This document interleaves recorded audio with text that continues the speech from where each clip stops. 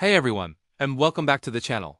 Today, we're diving into the fascinating story of an invention that completely revolutionized the way we make clothes, and so much more. That's right, we're talking about the humble sewing machine. It's an object many of us have in our homes, but its history is a dramatic tale of innovation, rivalry, and a world on the brink of massive change. Before the sewing machine, every single stitch on every piece of clothing was done by hand. Imagine the sheer amount of time and labor that went into making just one shirt or a single dress. It was a painstaking, slow process, often carried out by women working long hours for very little pay. This was the reality for centuries. But as the 18th century rolled into the 19th, the gears of the Industrial Revolution started turning. People were looking for ways to make things faster, cheaper, and more efficiently. Factories were springing up, and the world was obsessed with mechanization. It was only a matter of time before someone turned their inventive gaze to the tedious task of sewing. Our story begins in 1790 with an Englishman named Thomas Saint. He was a cabinet maker, and he filed a patent for a machine that could stitch leather and canvas. His design was incredibly detailed, showing a mechanism with an awl to create a hole, and a needle to pass thread through it, forming a chain stitch. The fascinating thing is, there's no evidence that Saint ever actually built a working prototype. His patent was filed away and largely forgotten.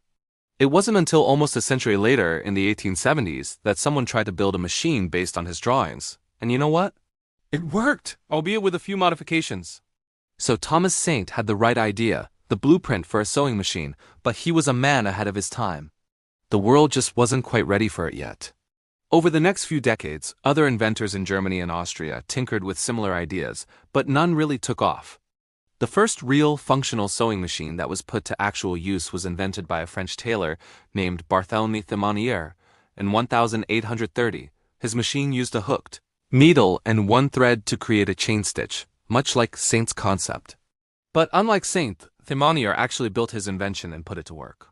He secured a contract to produce uniforms for the French army and opened a factory with 80 of his wooden sewing machines humming away. You'd think this would be a story of triumph, right? Well, not exactly. The local tailors, who had been sewing by hand for generations, saw Thimonier's factory as a direct threat to their livelihood. They were terrified that these new machines would put them all out of business. In a fit of rage, an angry mob of tailors stormed his factory, destroyed all his machines, and Thimonier barely escaped with his life. He tried to start over, but he never regained his initial success. It's a powerful reminder that progress isn't always welcomed with open arms, especially when it disrupts the way things have always been done. Now let's cross the Atlantic to America, where the sewing machine story really heats up in the 1840s. A man named Walter Hunt created a machine in the 1830s that was different. It used two threads, one from a needle and another from a shuttle below, to create what we now call a lock stitch.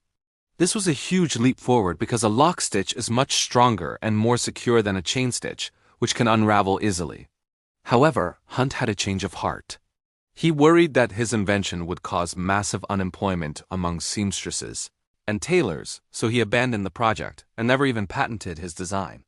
This decision left the door wide open for another American inventor, Elias Howe. In 1846, Howe patented his own lock-stitch sewing machine.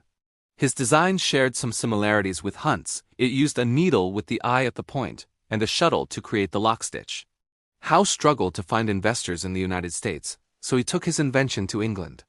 But after a series of bad business deals, he returned to America, only to find something shocking.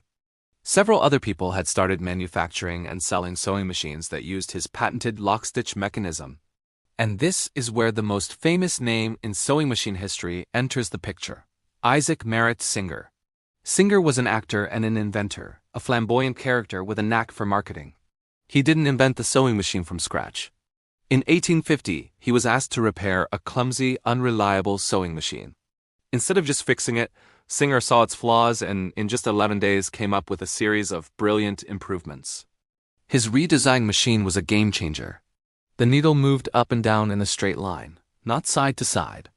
It was controlled by a foot pedal or treadle, which freed up both hands for the operator to guide the fabric. He also introduced a presser foot to hold the fabric in place. These weren't just minor tweaks.